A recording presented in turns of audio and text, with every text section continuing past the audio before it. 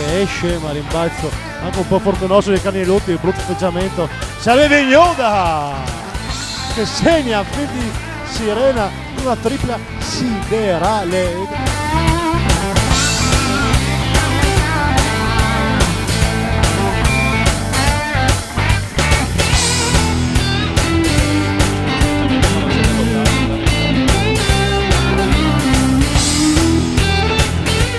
Il time out, squadra in campo, difesa zona sulla rimessa a fondo canestro per Cervignano. Collis addormenta un attimo, gira di classe sul perno, apparecchia a tavola in testa a Carnilotti, qui 23 pari.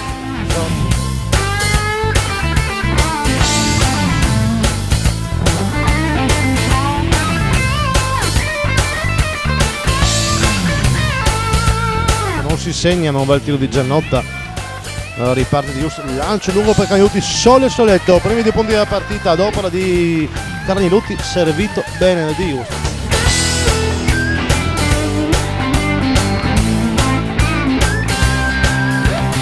Difesa tutto il campo, la formazione di casa, 14 secondi alla fine della prima frazione. Osman Gueye cerca di battere la difesa, Gueye fino in fondo, c'è il canestro, c'è il fallo, gioco potenziale da 3 punti, il Marziano della GSA.